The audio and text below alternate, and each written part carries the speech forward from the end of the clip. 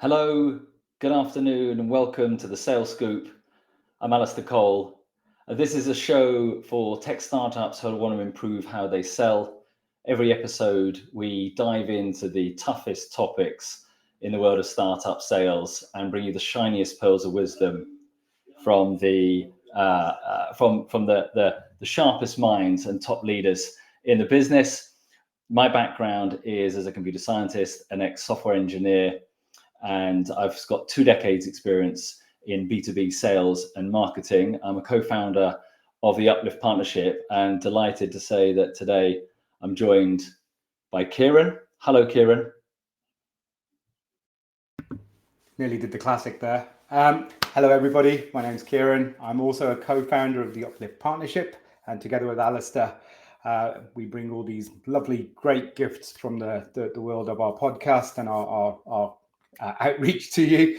And I'm also from the world of B2B. I've been in B2B for around about 25 years, I think, on or off. Corporate banking, enterprise tech selling, management consultancy, pretty much all the way through. And now in the last 5 years, and a happy journey with Alistair on the Uplift Partnership, helping startups to accelerate their growth. Thank you, Kieran. And together with our CTO, Douglas, we are the Uplift Partnership. And as Kieran says, we accelerate sales for tech startups. Today's topic is self-service versus sales teams. Which is best, which is better for B2B businesses. Really excited to get into this topic, something that's really important to us as a kind of technology-led business. It's a challenging topic though, isn't it, Kieran? What are your initial thoughts when you think about self-service versus sales teams?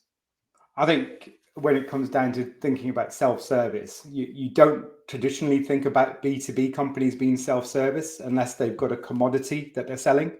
And a commodity being a product that doesn't need to be customized, it doesn't need to be altered, and pretty much you're going to be shipping it the way it is.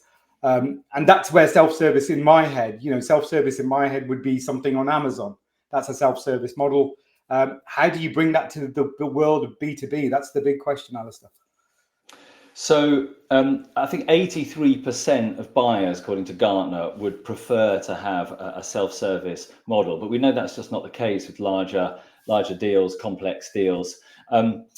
So you have to move that way as a business. And really, it all comes down to your sales strategy. And we're going to dig into 4 quadrants of self-service versus sales and different models. But it all comes down really to sales strategy. And what we found with having 50 plus startups go through our 360 sales diagnostic, that the average maturity of sales strategy for startups is hovering around 44% at the moment. From those that we see, they tend to be fairly ambitious. They want to move in the right direction in terms of, a combination of self-service and sales teams, but more work to be done there. And that's, like I said, from our 360 sales diagnostic product. That is how we start almost all of our engagements with startups, a full score and breakdown, recommendations, and a revenue roadmap. You get more about that at our website at //360. But we're talking about these 2 scales, right, of self-service versus sales teams. And when you look at it like this, you can be, as a startup, right at the beginning of your journey and have 0 self-service on the left-hand side and zero sales teams. That's how it starts at the beginning of your journey, whether you're a traditional non-tech startup or a tech startup. And the way that we see this broke down is into these 4 areas. So I just talked about a kind of early stage startups. They're at the beginning of their journey. They're not fully self-service yet, and they certainly don't have a big sales teams. What about those technology-led businesses, Kieran? They're in that top left-hand corner. Tell me a little bit about their characteristics. Okay, so what you're going to have in the top left-hand corner are companies that are mainly selling from their own platform or potentially from their website. A product that isn't going to be customizable, not going to be really customizable. You're pretty much going to get it the way it is. There might be some features that you can add and take away depending on your own preference, but you won't be able to heavily customize it. low price point tends to be. It doesn't have to be. It depends on what you think is a low price point, but you're not talking thousands or hundreds even for this product. And you're probably, the people that you're selling this to, you're expecting very, very low maintenance from them, and you don't really want to engage with them because you want to keep that cost of sales as low as possible, because it's potentially, you don't want to make too much work for yourself, and you want to try to sell as many customers as possible. So your market's probably going to be quite big, and what you're going to be doing there is just trying to address everybody with a product that pretty much is the way you're going to get it out of the box. So there we go. That left-hand side, early stage technology, off the peg, less complex, smaller deal size, lower cost of sale, and then the other side, that right-hand side. Kieran, talk about these kind of like more traditional sales teams and ones that have full coverage sales teams as well as full self-service. What's happening on that right-hand side? So this is traditionally where I've come from, and this is my background is traditional selling, as I would call it. It's a higher cost point. You've got a salesperson that's interacting with a purchaser. It's probably relationship led up to a point. So your salespeople are interacting with multiple buyers, building relationships, and then selling on the back of those relationships. Deal size is going to be a lot more higher. Your product is probably going to be sophisticated in the sense that it's going to be a complex purchase. So it can be customized, and the customer might be able to choose features. You can change it the way they need it to be. It's going to be a consultative selling approach, and that's what you're looking at here. And that's why you can afford to have a salesperson in the room, because you're going to be charging potentially tens of thousands for this product. You can afford to have a very expensive person like myself doing your bidding for you.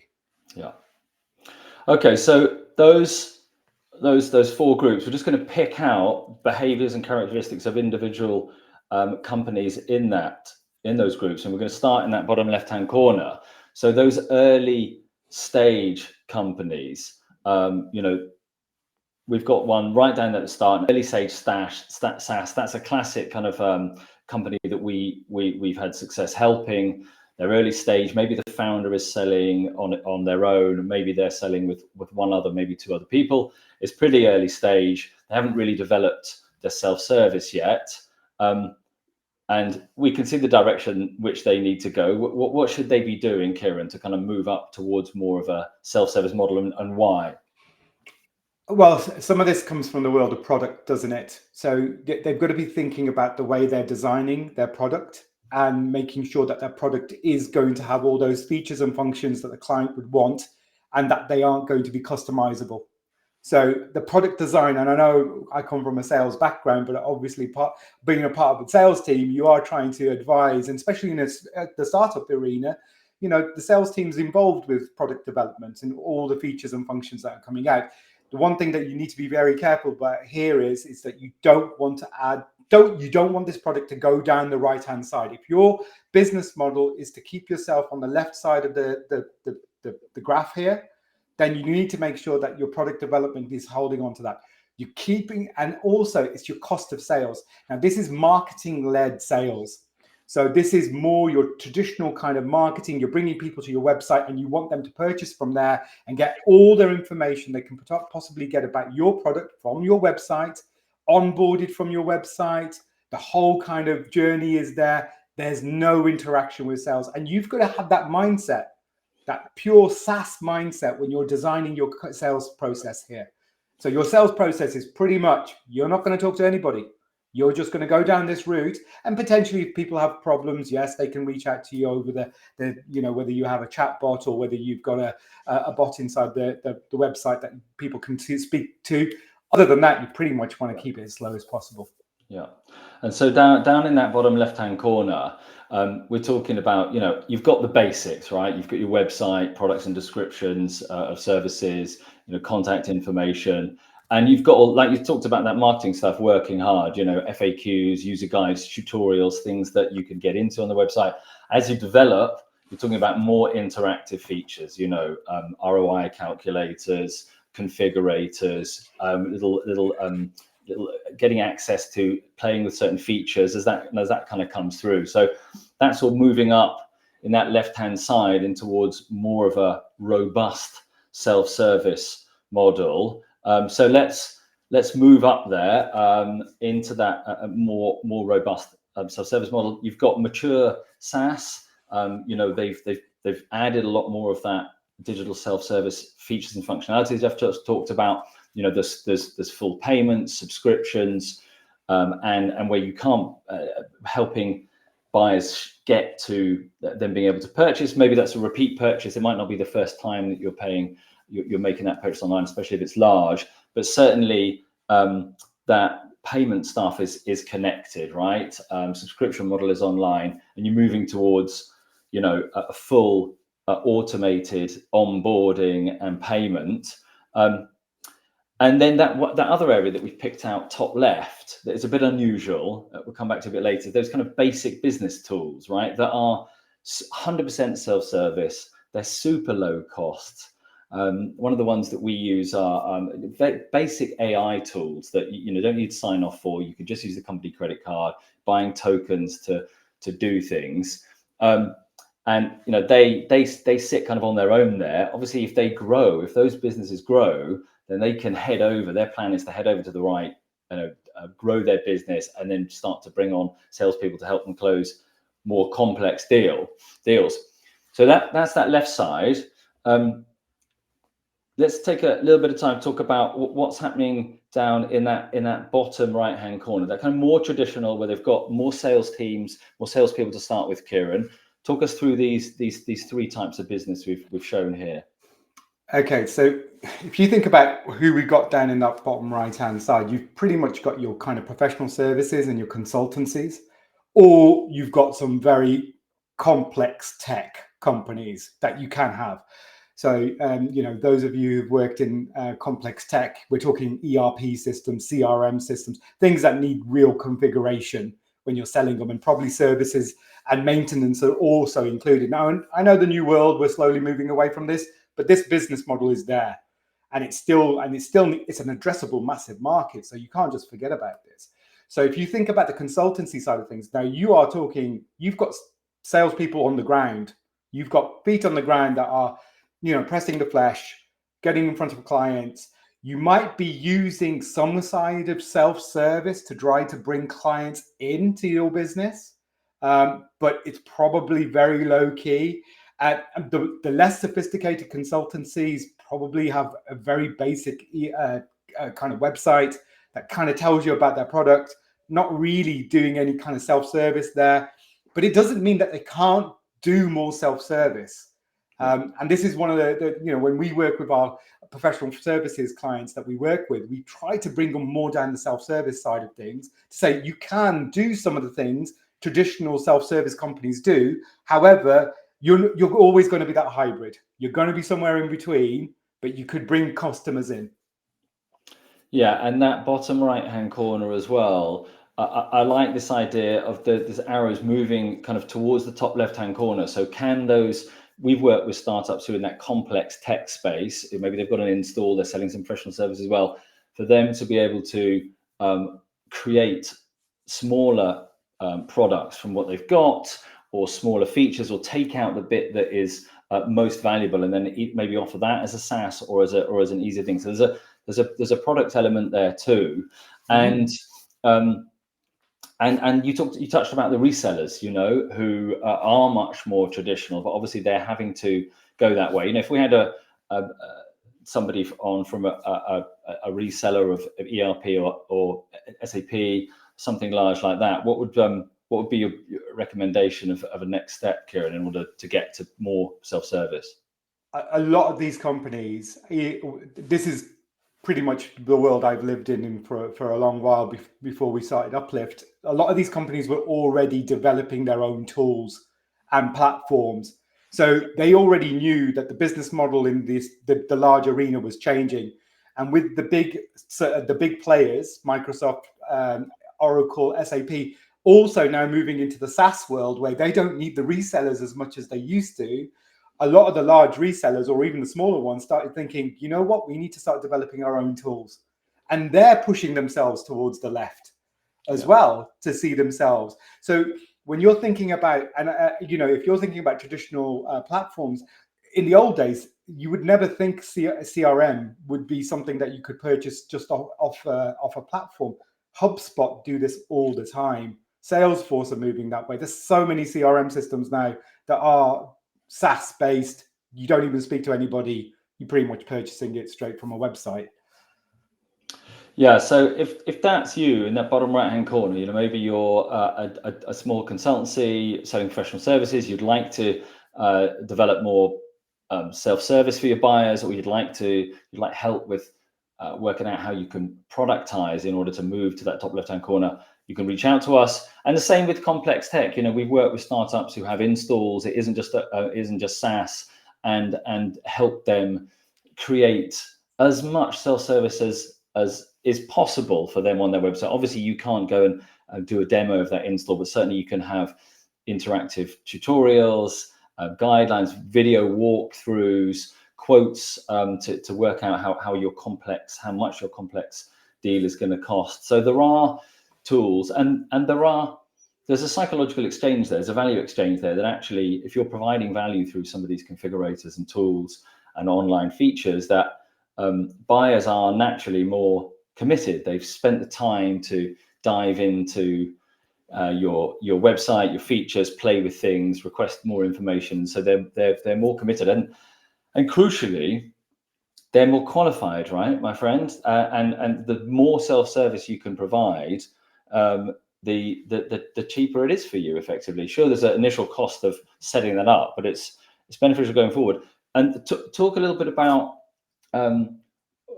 the impact of cost of sale as a result of digital self-service, Kieran, and what that does to kind of sales teams and bottom lines.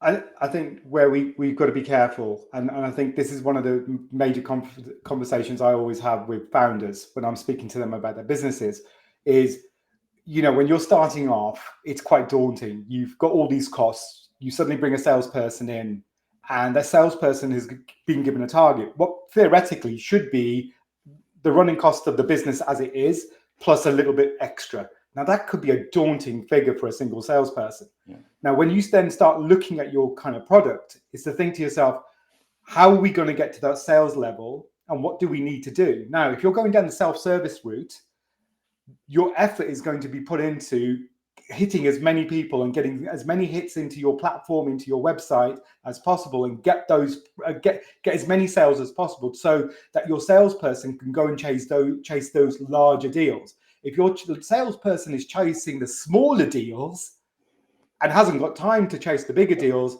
you're on a rocky path here, what could turn into a disaster zone. And we've seen so many startups have that problem, not understanding what their cost of sales is, not really knowing what their sales process is going to be, kind of get stuck between a rock and a hard place, not really knowing, are we going self-service? Are we going traditional sales? We're actually not doing either properly, and we end up being nowhere. And by that time, the market's changed, and unfortunately, the startup ends up going nowhere. Yeah, and so those in that bottom, if you're more sales teams than you are self-service, it's not too late, right? There is a bit of investment that's needed, and it all really comes down to sales strategy, right? It's about sowing the seeds right now for the future pipeline. So if your pipeline's struggling as well, then investing in self-service will fill it better and fill it with more high quality leads. And it is a long game. Setting up these self-service platforms is expensive. It takes time.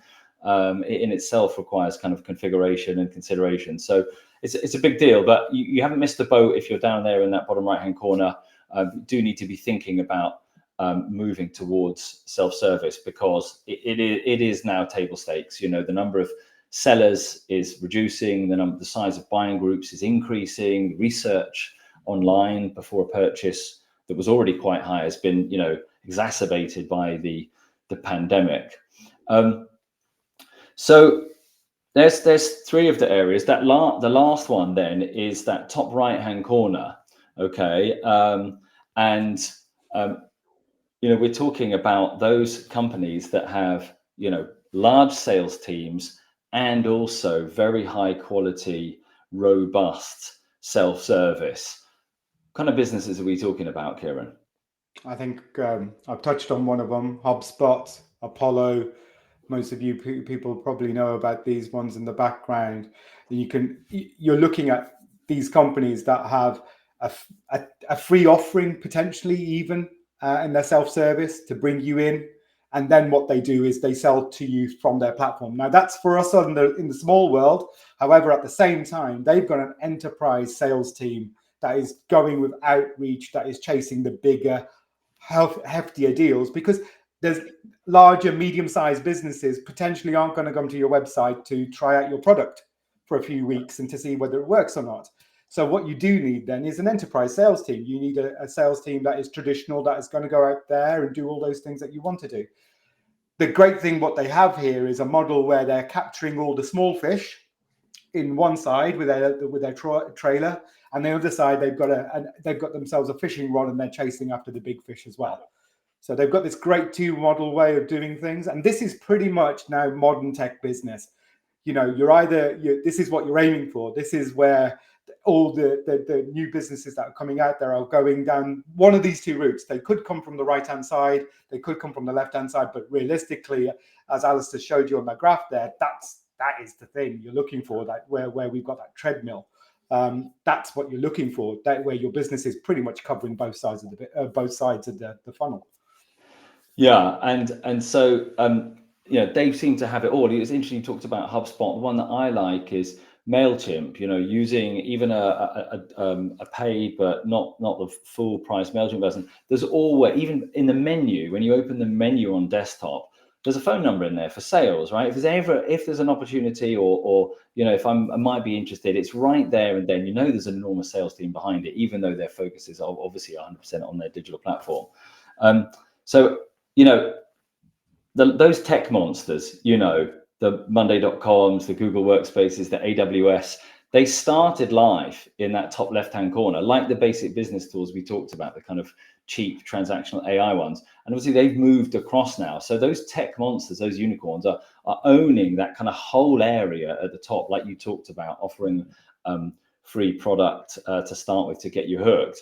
And that's the direction in which all aspiring businesses are going up. You want your big sales team, but you've got to have digital self-service, and they work so well hand in hand in terms of deal qualification and cost of sale. And I love that kind of jump over. And that's why I like that MailChimp, that phone number in the menu, because that is effectively the kind of handover, right? Your digital self-service is taking you so far. And that handover, that MailChimp might feel like a million miles away for most businesses. That handover happens at different places. So it might be that for you and your business, it's a basic website and some FAQs, and then that rolls into book a demo. And then maybe you can squeeze in a few more interactive features, an ROI calculator, and other tools. And gradually you're moving that handover further and further along, doing more stuff self-service, and still growing the business with a big sales team. So those are those big four areas. We just dealt with the kind of full coverage ones that do start life as kind of SaaS self-service businesses to start with. And those are the four sections. And our area of expertise, where we've had success in the last 6 months, and the focus of our business, tech startups, is in that bottom left-hand corner. So if that's where you are, if you're in that bottom left-hand corner, early stage tech startup, you need help accelerating your sales, then we can help with the sales teams, finding and recruiting great people and setting your sales strategy, but also we have deep expertise in technology and product and marketing. So we help with digital self-service as well. Awesome. Any final thoughts, Kieran, on any of these boxes or anything? What have we left out before we wrap up? Yeah, the only thing I would say around is if you find yourself, and a lot of businesses will find themselves in that consultancy traditional selling point in the right-hand side, where you're not really, your self-service hasn't got going. You're pretty much selling. You've got a product that potentially is going to be lower in cost of sell. However, you find yourself spending a lot of time on your consultancy, every sale seems to be, it takes forever to sell. You haven't got enough in the market. You do all those things. You know that the promised land is self-service and that's where you want to go. But most businesses do find themselves in that bottom right-hand corner. And there are processes, there are ways of making your business successful in there. You might want to be on the left. You might want everybody to come to you and buy from you. Don't threat though. If you're in that bottom right hand corner, there is sales processes and ways of doing your business to make sure that you can get those larger clients. You can start your business by winning larger clients and moving towards the left. So if you find yourself in that consultancy way, still reach out to us, have a word with us. There are processes, there are ways of doing this. It comes back down to traditional sales, selling, outreach, and doing all those things that, are never going to go away. Thank you. Super helpful. So the stat that I showed at the start, 44% is the average maturity of sales strategy that we've seen over the 54 startups that have been through our 360 diagnostic product, which includes a full score and breakdown, bespoke recommendations, and a revenue roadmap in a 25-page personalized report that is accessible through our portal. You can go in and see your 360 dashboard.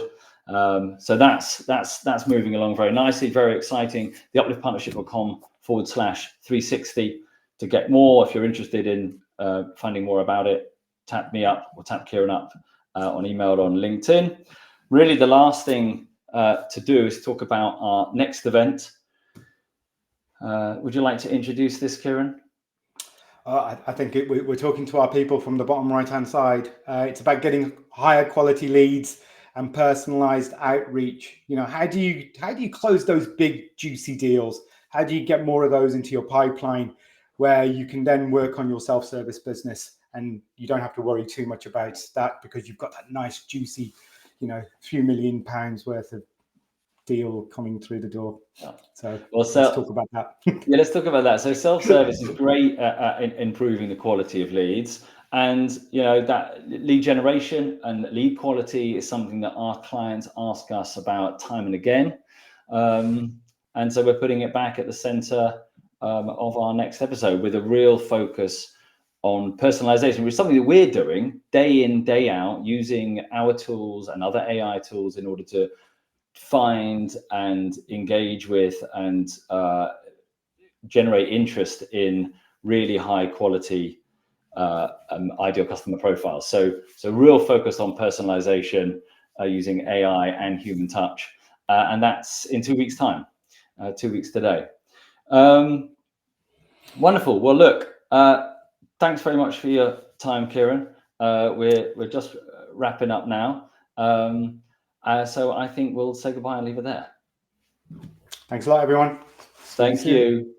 Bye. Bye-bye.